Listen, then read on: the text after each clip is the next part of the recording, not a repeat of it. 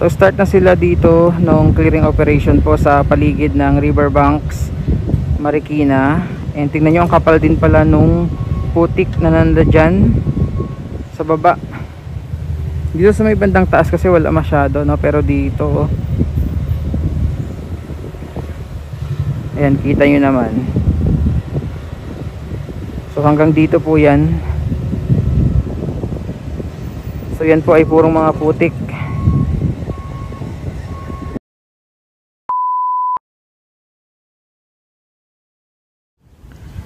Kahapon sobrang tindi nung buhos ng ulan.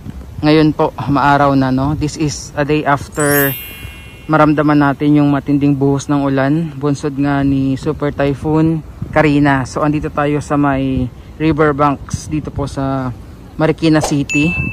And inabot ng 20.7 meters yung taas ng tubig, no? Ganon yung pinakamataas nitong Super Typhoon Karina. So dito sa may Riverbanks, halos hanggang dito lang kung ibabase natin sa ano, mga putik, no? Parang hanggang dito lang kasi pagdating doon wala na yung tubig.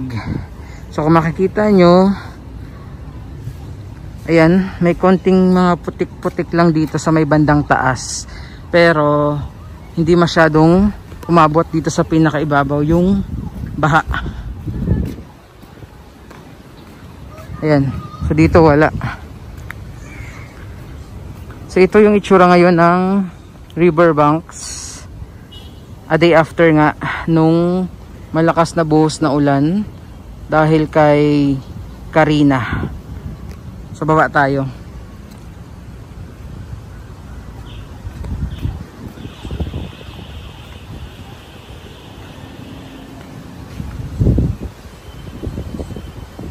Ayan, no?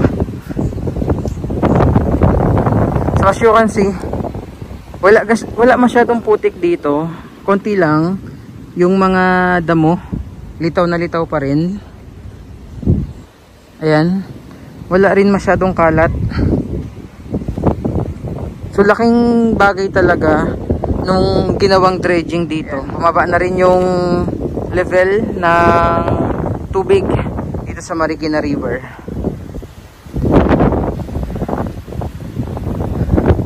Pakita ko sa inyo yung sitwasyon ngayon doon sa may tulay. Ito yung papunta ng Cubao and papunta naman ng Marcos Highway. Sobrang traffic sa mga oras na ito. By the way, ang oras natin 1:40 ng hapon. Ayan, oh, sobrang traffic. Yung nakikita nyo na umaandar pa kanan, yan yung mga papunta po ng Cubao. Then papunta sa may left side, mga papunta naman po ng Marcos Highway. May nakita rin tayo dito na mga dredging equipment. Tapos pakita ko din sa inyo yung riverside ngayon dito po sa harap ng Riverbanks. So kasama yan sa inaayos lately dito sa Marikina River. Ayan. Silip tayo dito sa baba.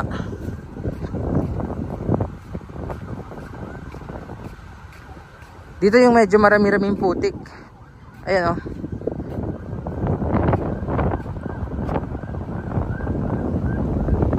Tapos meron din palang wall doon. Laking bagay din yan, no? Yung pinaka dike. I think dyan yung para dito sa may Provident Village. Hindi ko alam kung ano yung naging sitwasyon. Pinaha din yung Provident Village ata kahapon, pero hindi sing grabe gaya nung nangyari nung Ondoy. Kaya malaking bagay yung pagpapalalim talaga, yung dredging ng Marikina River. So parang maintenance na siguro yan, no?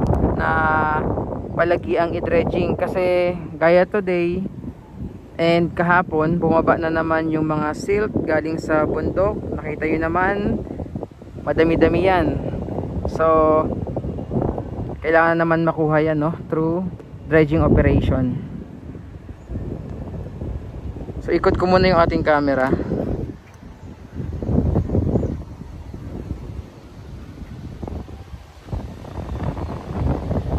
Ayan. So start na rin sila dito nung clearing operation para dito sa mga putik. By the way, pakita ko muna yung wall kanina. Ito ata yung isa sa nagpo-protect, no, nung baha dito sa may bandang Provident Village. Yung diki na yan, natapos na pala ito. And balik tayo dito.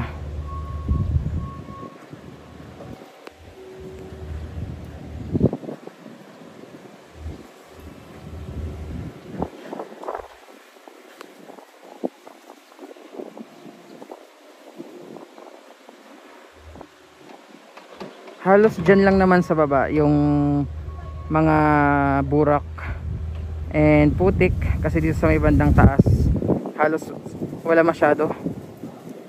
Ayan o.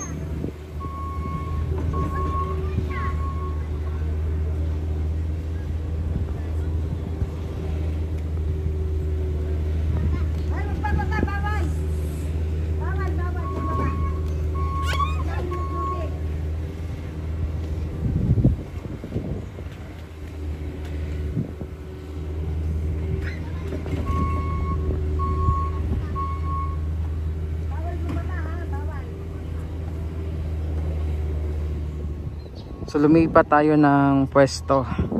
Yan yung mala tsokolate, mala coffee ko na tubig ngayon dito sa bahaging ito po ng Marikina River. Yan yung SM. Nagtatayo din sila ng pinaka riverside. Ayan oh, yung concrete na riverside. Kaya may heavy equipment dito. Buti ito hindi tinangay nung malakas na ragasa ng baha. Unlike doon sa may bandang Circulo Verde, kung napanood po ninyo. And sobrang traffic.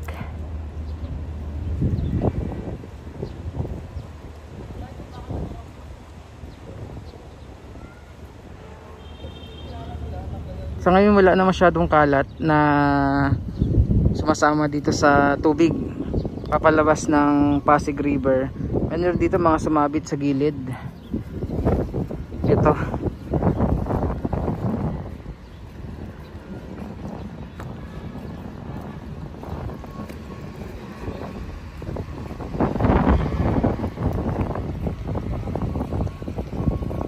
may lumubog dito. Sa ano ata ito yung nilalagyan ng putik or burak, no, pag nagdi-dredging.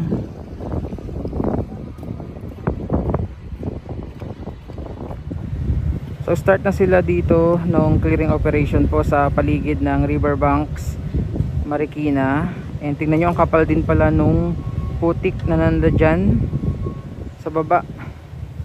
Dito sa may bandang taas kasi wala masyado, no, pero dito oh. Ayan, kita nyo naman. So hanggang dito po yan. So yan po ay purong mga putik.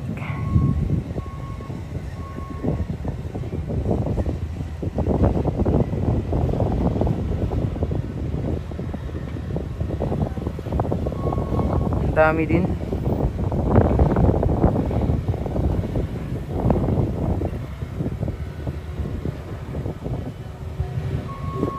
Okay na, nag-normalize na ulit yung tubig dito sa Marikina River.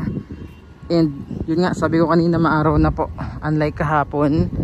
Sobrang tindi, no? Non-stop na buhos ng ulan, pero today okay na, mainit na. And hopefully magtuloy-tuloy na yung magandang panahon para makabangon at makabawi ulit yung mga kababayan natin na binaha dahil dito sa Super Typhoon Karina. Again, hindi tayo nag-expect na ganun ka grabe yung dalang ulan pala, no, ni Super Typhoon Karina. And ang dami talagang binaha na mga lungsod at probinsya dito sa Metro Manila at sa mga karatig probinsya. So ito muna yung ating update today dito sa Marikina River Banks. Maraming pong salamat, God bless, and ingat po tayong lahat.